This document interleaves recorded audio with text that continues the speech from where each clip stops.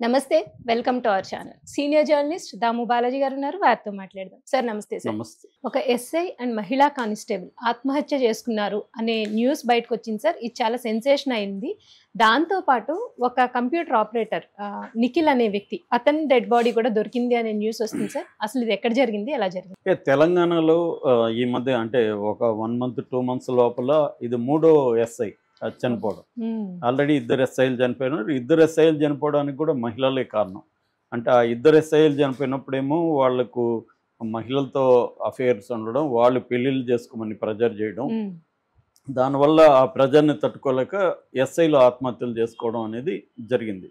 అయితే ఇది కొద్దిగా డిఫరెంట్ విషయం. ముందుగా అసలు ఏం జరిగింది అనేది ముందు చెప్పుకుందాం, దాని తర్వాత ఎందుకు జరిగింది అనేది మాట్లాడదాం. యాక్చువల్గా ఏంటంటే ఎస్ఐ సాయి కుమార్, తర్వాత కానిస్టేబుల్ శృతి, కంప్యూటర్ ఆపరేటర్ నిఖిల్, వీళ్ళ ముగ్గురు మిస్ అయ్యారు. ఫస్ట్ శృతి మిస్ అయింది. శృతి మామూలుగా ఆమె కామారెడ్డి జిల్లాలో బీబీపేట మహిళా పోలీస్ స్టేషన్లో పనిచేస్తుంది. సో ఆమె ఎప్పట్లాగా డ్యూటీకి వెళ్ళి తిరిగి రాలేదు. ఇంట్లో వాళ్ళు ఫోన్ చేస్తే ఫోన్ స్విచ్ ఆఫ్ వస్తుంది. దాంతో వాళ్ళు స్టేషన్కి వచ్చారు. స్టేషన్కి డ్యూటీ అయిపోయి వెళ్ళిపోయిందని చెప్పారు. దాంతో వాళ్ళకి ఏం చేయాలో తెలియక పోలీస్ స్టేషన్లో కంప్లైంట్ ఇచ్చారు. పోలీసులు ఆమె ఫోన్ని ట్రాక్ చేశారు. ట్రాక్ చేస్తే సదాశివనగర్ మండలంలో అడ్లూరు ఎల్లారెడ్డి చెరువు అని ఉంది. ఆ చెరువు దగ్గర ఫోన్ ట్రాక్ అయింది. సో వీళ్ళు అక్కడికి వెళ్ళారు. అక్కడికి వెళ్తే ఎస్ఐ సాయి కుమార్ కారు కనపడింది. ఆ ఎస్ఐ బిక్కనూరులో పోలీస్ స్టేషన్లో ఎస్ఐగా పనిచేస్తున్నాడు. కానీ అతని ఫోన్ అయితే లేదు. ఈ అమ్మాయి ఫోన్ అక్కడ ఉంది. చెప్పులు ఉన్నాయి, 3 జతలు చెప్పులు ఉన్నాయి అక్కడ. ఇంకొక జత చెప్పులు, అక్కడ ఫోన్ కూడా దొరికింది. ఆ ఫోన్ చూస్తే వాళ్ళకి అక్కడ సింగిల్ విండో, బీబీపేటలోనే సింగిల్ విండో దీంట్లో పనిచేసే కంప్యూటర్ ఆపరేటర్ నిఖిల్ ఫోన్ అనేది అర్థమైంది. సో ముగ్గురు కనబడలేదు. దాంతో వాళ్ళు పై అధికారులకి తెలిపారు. అక్కడ ఎస్పీ సింధు శర్మ ఆమె హుటాహుటిన పోలీసు బృందాలు తీసుకెళ్లారు. ఇంకా అక్కడ లోకల్గా ఉండే గజయితగాళ్ళని పిలిపించి నైట్ లేట్ అయినా కూడా నైట్లోనే వెతికారు. వెతికితే first Shruti dead body, Nikhil dead body దొరికింది. ఎస్ఐ డెడ్ బాడీ దొరకలేదు. ఫోన్ ట్రై చేస్తుంటే స్విచ్ ఆఫ్ వస్తుంది. సో ఈ క్రమంలో తర్వాత మళ్ళీ సెర్చ్ కంటిన్యూ చేస్తున్నారు. మార్నింగ్ 8:30కి ఎస్ఐ డెడ్ బాడీ కూడా దొరికింది.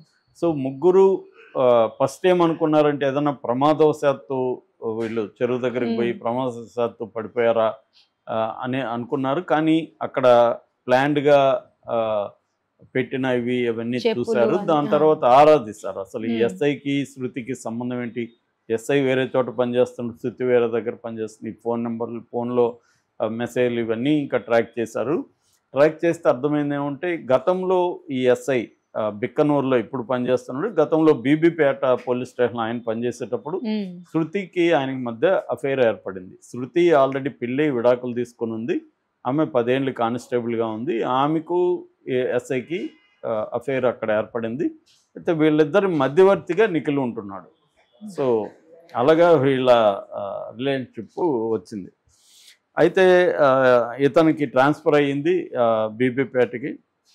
అయినాక ఈ మధ్యకాలంలో శృతి ఎస్ఐని ప్రెజర్ చేస్తుంది పెళ్లి చేసుకోమని. సో ఎప్పుడైతే పెళ్లి చేసుకోమని ప్రెజర్ చేస్తుందో ఎస్ఐ ఈ నిఖిల్ ద్వారా ఆమెను పాసిఫై చేయడానికి ట్రై చేస్తున్నాడు. నాకు పెళ్లి చేసుకోవడం కష్టం ఇవన్నీ, కానీ ఆమె నేను పెళ్లి చేసుకోకపోతే నేను బయట పెడతాను మన విషయాన్ని, నీ పోస్ట్ పోతుంది, నీ లైఫ్ నాశనం చేస్తానన్న పద్ధతిలో ఆమె వెళ్ళినట్టు కనబడుతుంది. సో దాంతో మరి ఆత్మహత్య చేసుకోవడానికి ముగ్గురు మరి ఎందుకు ఈమె భయపెడితే ముగ్గురు కలిసి ఎందుకు ఆత్మహత్య చేసుకున్నారు? సో అంటే ఎస్ఐ ఏమన్నా తను ఎట్లాగూ చనిపోవాలి వీళ్ళని కూడా చంపేద్దాం అనుకున్నాడా, లేకపోతే మరి వీళ్ళిద్దరూ చనిపోతుంటే ఆ అబ్బాయి ఎందుకు చనిపోయాడు, ఈ విషయాలన్నీ ఇంకా తెలియాల్సి ఉంది. పోలీసులు ఇప్పటి వరకు చెప్పిన విషయాలు మాత్రం ఇవి. ఇంకా అసలు అక్కడ ఏం జరిగింది అనేది ఆ ముగ్గురు మధ్య ఉంటది కదా, అక్కడ ఏం జరిగింది అనేది తెలుసుకోవడం కూడా అంత ఈజీ కాదు. ఎందుకంటే వాళ్ళు ముగ్గురు ఏమని డిసైడ్ అయ్యారు, వాలంటరీగా ముగ్గురు కలిసి ఆత్మహత్య చేసుకున్నారా, లేకపోతే ఎస్ఐ ఏమన్నా వాళ్ళని చెరువులోకి తొయించి తను కూడా చనిపోయాడా? అంటే చాలాసార్లు ఎలా ఉంటదంటే మనం చనిపోతే వీళ్ళు హ్యాపీగా ఉంటారు కదా, వీళ్ళని మాత్రం ఎందుకు హ్యాపీగా ఉంచాలనేది కూడా ఉండొచ్చు. సో ఆ యాంగిల్ ఏమైనా చేస్తాడా, లేకపోతే ఈ శృతికి నిఖిల్కి ఏమన్నా పేరు ఉందా మధ్యలో? సో తెలియాల్సి ఉంది. ఎందుకంటే మామూలుగా మీడియేటర్గా ఉంటే అతను ఎందుకు చనిపోవాలి, ఇవన్నీ ఉన్నాయి. ఏదేమైనా దీంట్లో ప్రధానంగా ఈ ముగ్గురు ఎస్ఐల ఆత్మహత్యల్లో కూడా మనకి కామన్ పాయింట్ ఏంటంటే పెళ్లి కాకుండా పెళ్లి ఎక్స్ట్రా మ్యారిటల్ అఫైర్, వైవాహికేతర సంబంధం, వివాహేతర సంబంధం. సో ఈ వివాహేతర సంబంధం అనేది లైంగిక సంబంధం ఉన్నప్పుడు నేను చాలాసార్లు చెప్తుంటాను, మనకి ఇప్పుడు ఇవాళ ఏంటంటే అబ్సల్యూట్ ఫ్రీడమ్ ఉందని యువతని నమ్మిస్తుంది. కన్జ్యూమర్ సొసైటీ ఎలా నమ్మిస్తుందంటే మీకు కంప్లీట్ ఫ్రీడమ్ ఉందని ప్రతి ఒక్కరు నమ్ముతుంటారు. ఐఆమ్ నా ఇష్టం అని రామ్ గోపాల్ వర్మ చెప్తుంటాడు. అలాంటి వాళ్ళు చాలా మంది చెప్పి వీళ్ళంతా నిజమే అని నమ్ముతుంటారు. నా ఇష్టం వచ్చినట్టు నేను ఉంటాను, నా ఇష్టం అని పెట్టుకుంటా ఉంటారు పోస్టులు కూడా. ఐఎమ్ దట్ నెవర్ బి అని ఒక ఐడి చూసాను ఆ మధ్య. అంటే నేను యూనిక్ అనే ఒక ఫీలింగ్ కూడా వీళ్ళకి ఉంటుంది. నిజానికి ఇవన్నీ కూడా కన్జ్యూమర్ సొసైటీ క్రియేట్ చేస్తుంది. కన్జ్యూమర్ సమాజానికి వ్యక్తుల మీద ఏ కంట్రోలు ఉండకూడదు. సమాజం కంట్రోల్ కానీ, తల్లిదండ్రుల కంట్రోల్ కానీ, ఎవరి కంట్రోల్ లేకుండా ఉంటే వ్యక్తి కంప్లీట్గా కన్జ్యూమర్గా మారిపోతాడు. అప్పుడు ఆ కన్జ్యూమర్ని వీళ్ళు మ్యానిపులేట్ చేసి తమ వస్తువుల్ని అతను కొనే విధంగా, లేకపోతే ఆమె కొనే విధంగా మ్యానిపులేట్ చేయొచ్చు. ఇప్పుడు భార్య ఇంట్లో భర్త ఉన్నారు, భార్య ఏమైనా కొనాలంటే భర్త అబ్జెక్ట్ చేయొచ్చు, భార్య అని చెప్తే ఇది ఎందుకు అవసరం అని. కానీ ఈ ఫ్రీడమ్ అనే పేరుతో నా ఇష్టం వచ్చినట్టు నేను ఉంటానని భార్య, నా ఇష్టం వచ్చిన భర్త అనుకున్నారనుకో, ఫైనల్గా వీళ్ళు కన్జ్యూమర్లుగా మారిపోయి షాపింగ్ పిచ్చితో వెళ్ళిపోతారు. పిల్లలు అంతే, పిల్లలు ఒక సబ్బు వాడాలా, ఒక పేస్ట్ వాడాలా, ఏ పేస్ట్ వాడాలి, ఏ సబ్బు వాడాలి, ఎలా ఉండాలి అనేది ఎవరు నిర్ణయించాలి? తల్లిదండ్రులు. కానీ ఫ్రీడమ్ పేరుతో పిల్లల హక్కులు, పిల్లలు కూడా మనుషులే, వాళ్ళకి హక్కులు ఉండాలి, వాళ్ళని కంట్రోల్ చేయకూడదు అనే ఒక ఫిలాసఫీ తీసుకొచ్చి వాళ్ళని కన్జ్యూమర్స్గా మార్చేస్తే, నువ్వు ఆ అబ్బాయి ఏం సబ్బు వాడాలి, ఆ పాప ఏం సబ్బు వాడాలి, లేకపోతే ఇంకొకటి ఏం వాడాలి, పేరెంట్స్ చెప్పకపోతే ఎవరు చెప్తారు? కన్జ్యూమర్ సమాజం చెప్తారు. మార్కెటింగ్, అడ్వర్టైజ్మెంట్స్ ఇవన్నీ వాళ్ళని క్యాప్చర్ చేస్తాయి. సో మెల్లగా వాళ్ళు మార్కెట్ ఫోల్డ్లోకి వెళ్ళిపోతారు. సో ఆ మధ్య కూడా కిడ్ ప్లేయన్స్ అనే బుక్ చదివిన, అంటే కిడ్స్ని ఎలా ఇన్ఫ్లుయెన్స్ చేయాలనేది మార్కెటింగ్ టెక్నిక్లో. ఎందుకంటే చాలా ఫ్యామిలీస్లో అనేక వస్తువులు కొనడం అనేది కిడ్స్ డిసైడ్ చేస్తుంటారు.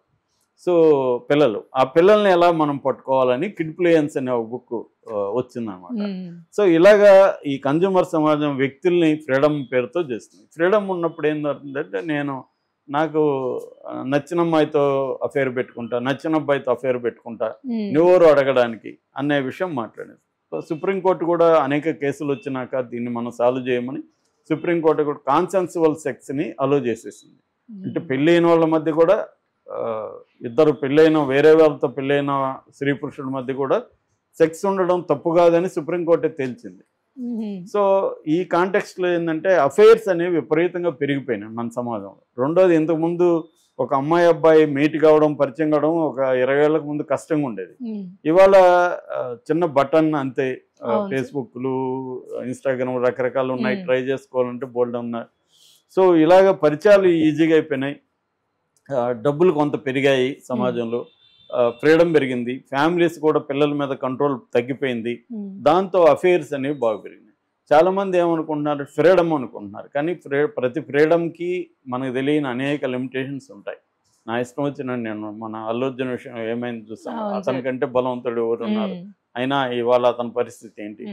కాబట్టి ఫ్రీడమ్ అనే దానికి అనేక కనబడని, మనకి గులాబీ పువ్వు కింద ముళ్ళులు ఎలా ఉంటాయో అలాగే కనబడని అనేక ముళ్ళులు, రిస్ట్రిక్షన్స్ ఉంటాయి.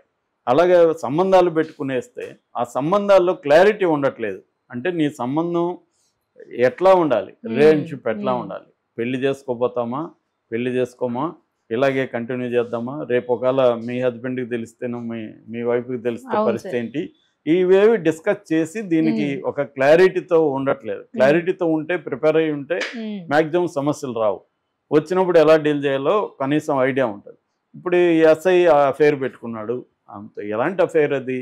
ఓన్లీ ఎంజాయ్ చేసి వెళ్ళిపోదామా, ఇట్లాగే కంటిన్యూ చేద్దామా, ఆ క్లారిటీ లేదు. పెళ్లి చేసుకుందామని ఏమనుకుంటుంది, వద్దని ఆయన అనుకుంటాడు.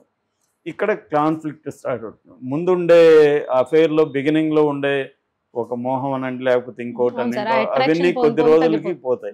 ఫైనల్గా సంబంధాల్లో ఒక ఇష్టం కావచ్చు, ఫ్రెండ్షిప్ కావచ్చు, అభిమానం కావచ్చు, లేదా సోకాళ్ళు ప్రేమ కావచ్చు, అవి నిలబడతాయి తప్ప ఈ వ్యామోహాలు ఇవి పోతాయి.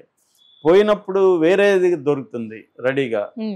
ఈమె ఎందుకని అతను అనుకోవచ్చు, అతను ఎందుకని ఆమె అనుకోవచ్చు. ఇది నెవర్ ఎండింగ్ గేమ్. డిజైర్ కోరికను కోరుతూనే ఉంటుంది. కోరిక నెవర్ ఎండ్ అనేది ఉండదు. ఆపర్చునిటీస్ ఉన్నాయి. దానివల్ల ఈ ఘర్షణలు పెరిగిపోయి ఈ మధ్యకాలంలో హత్యలు, ఆత్మహత్యలు అనేవి బాగా పెరిగాయి. అంటే గతంలో స్త్రీలు కొద్దిగా ఎవరో ఒకరు అణిగిమణిగి ఉంటే కొంత సమస్య సాల్వ్ అయినట్టు కనబడుతుంది. ఇప్పుడు స్త్రీలకు కూడా బాగా మన సమాజంలో వాళ్ళకి ఫ్రీడమ్ వచ్చింది, వాళ్ళకి ఫైనాన్షియల్ ఇండిపెండెన్స్ వచ్చింది. మొన్ననే చదివాను 22% ఆంటర్‌ప్రెన్యూర్స్‌లో విమెన్ ఉన్నారు ఇండియాలో. ఖచ్చితంగా అప్రిషియేట్ చేయాలి. దానివల్ల వచ్చే సైడ్ ఎఫెక్ట్స్ కూడా అర్థం చేసుకోవాలి. సో ఇవి అర్థం చేసుకోకపోతే కొత్త రకం సమస్యలు వస్తాయి. సో అందుకని అంటే స్త్రీల సమాజంలో యాక్టివేట్ అయ్యే కొద్దీ స్త్రీల ప్రశ్నించే తత్వం వచ్చినప్పుడు ఆ క్లారిటీతో ఉండాలని నేను చెప్తున్నాను. నేను ఇదేం జడ్జి చేయట్లా, పెట్టుకోండి మీ ఇష్టం, మీ ప్రాబ్లం, కానీ దీన్ని అర్థం చేసుకోండి అని చెప్తున్నా. క్లారిటీతో ఉండాలి, ఒక క్లారిటీతో ఉండాలి. సో అది లేనప్పుడు ఏమవుతుందంటే మా సైకలాజికల్గా ఇప్పుడు ముగ్గురు ప్రాణాలు పోయినాయి, ముగ్గురు మీద డిపెండ్ అయ్యే వాళ్ళు ఉంటారు, వాళ్ళంతా లైఫ్ లాంగ్ పెయిన్ ఉంటుంది. సో ఇది రావడానికి కారణం ఏంది అనేది మనం ఆలోచించినప్పుడు కారణాలు ఎందుకు అన్వేషిస్తామంటే నెక్స్ట్ ఇలా జరగకుండా ఉండాలంటే ఏం చేయాలి అనేదే కదా లెసన్స్ నేర్చుకోవడానికే మనం ఎప్పుడైనా విశ్లేషిస్తాం. సో అందువల్ల ఈ బ్రాడర్ కాంటెక్స్ట్ అర్థం చేసుకోవడం, ఇవాళ సమాజం ఏముంది, దాంట్లో మనం ఫ్రీడమ్ అని దేని అనుకుంటున్నాం అనేది బ్రాడర్ కాంటెక్స్ట్ అర్థం చేసుకోవాలి. అలాగే మనం సంబంధాలు పెట్టుకున్నప్పుడు ఈ సంబంధం